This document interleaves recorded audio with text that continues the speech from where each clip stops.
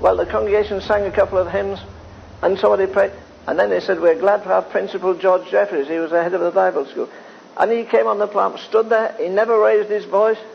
You could feel the power of God emanating from him. The whole congregation was ignited.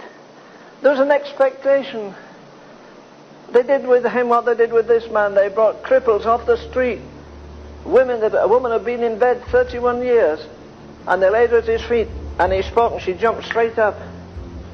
And everywhere they went, they had people jamming the streets. They had the most horrible cases of twisted, deformed, demented people. There was no fundraising. There's no asking for money. They just passed the basket round. If you wanted to give, you gave. But the point to me is this.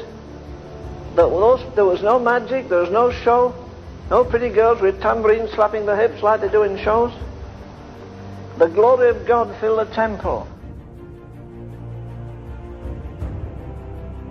I have a bigger fire burning in my belly, if you like, in my heart than ever in my life. And I'm determined by the grace of God to wage war. And I say, I've got young men coming 300 miles to our prayer meeting. That's my consolation.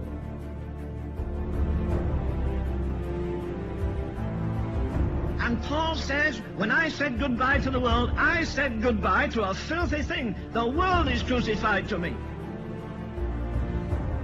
And she said, you know, he said one afternoon, if you'd come and put all on the altar and let the Lord burn up your fear and your own silly plans and everything else and fill you with the Holy Ghost.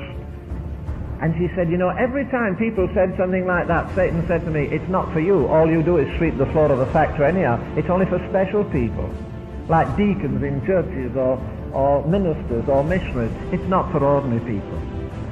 And then she said, Brother Ravenhill said, why don't you bring what you have? You don't have much. Bring it and let God's fire burn it out. She said, you know, that stirred something in me. I was sweeping the floor of the factory. But she said, when he gave me a chance, she said, I just bolted down and I got down in that room and I said, Lord, I'm going to take the preacher's word because I believe it's your word. Look, here I am. This is me on the altar. Everything, Lord. There's not much. You see, the devil will torment you. You don't have much to bring to God. That's not the problem. It's how much he has to bring to you. There's nothing more attractive on this earth than fire. Whether it's physical or spiritual, fire is the most attractive. Our God is a consuming fire. And the only answer to hellfire is Holy Ghost fire. I don't really want his protection. I want my heart, my spirit to be the habitation of God. We're all in a primary. We're all on probation here.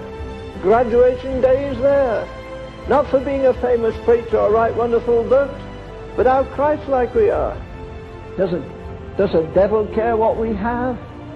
All he's worried about is that you catch fire, and then your church catches fire.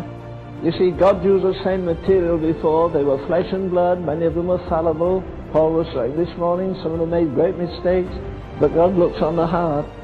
And they were able to see great movings of the Spirit of God. But prayer is a secret. You know that.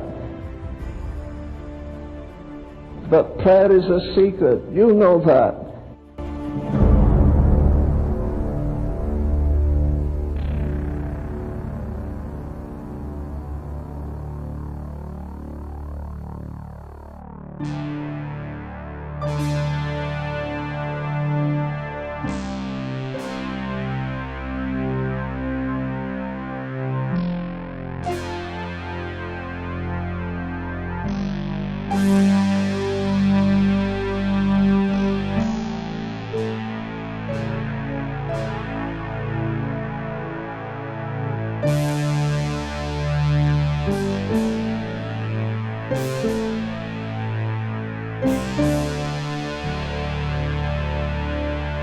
Thank you.